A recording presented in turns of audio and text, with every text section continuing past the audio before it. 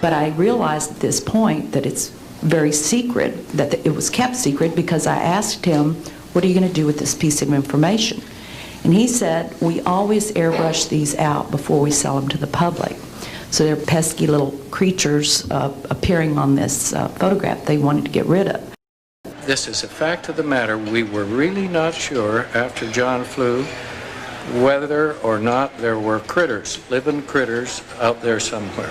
Critters that were captured by NASA on that mission STS-75 in 1996.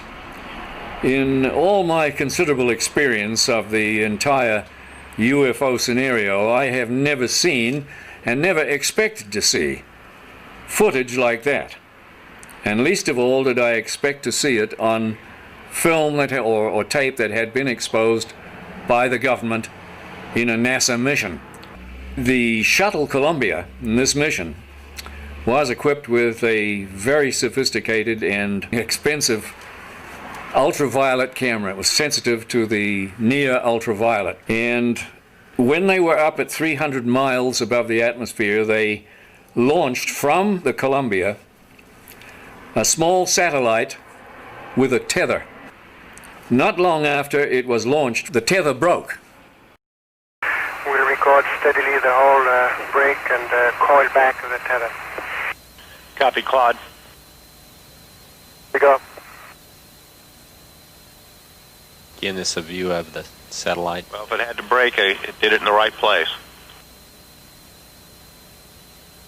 And you see on this astonishing film, you see the satellite go drifting far astern of this orbiting Columbia.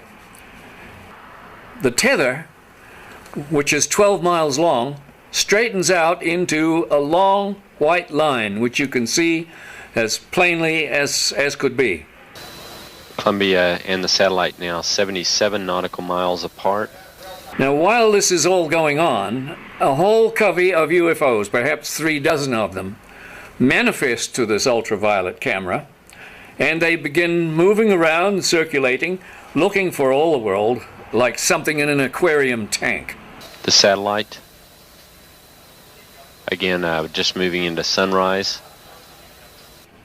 Now, Houston, of course, down on the ground, is getting this feed from the Columbia, and they ask the astronauts in the shuttle, what can they see? What is it they can see? You guys getting the image? Franklin, we see a long line, a couple of star-like things, and a lot of things swimming in the foreground. Can you describe what you're seeing? Well, the long line is a tether, and there's a little bit of debris that kind of flies with us. It is like a brilliant white bar. It looks like a neon sign, and it's 12 miles long.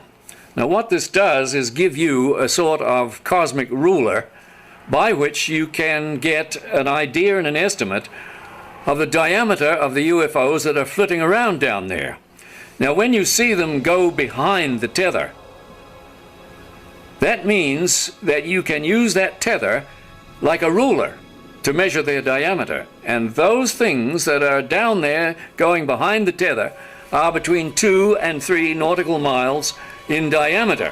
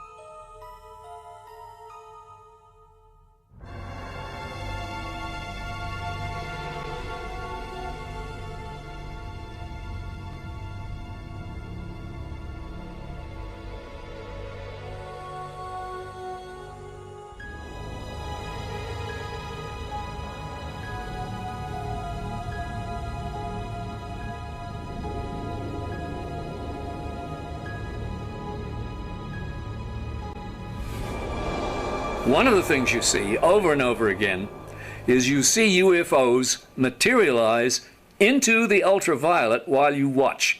You see them come from out of nowhere to the point where they are returning a response to the camera. You also see them dematerialize while you have them under observation. There's two of the central things that have gone on with UFOs since day one: materialization and dematerialization. It's going on in this film 300 miles above the Earth, photographed by your government with your astronauts superintending the whole thing. Charlie, completely unzoomed, and you see the full extent of the tether. Columbia, Houston, that's a much better view, a lot more contrast.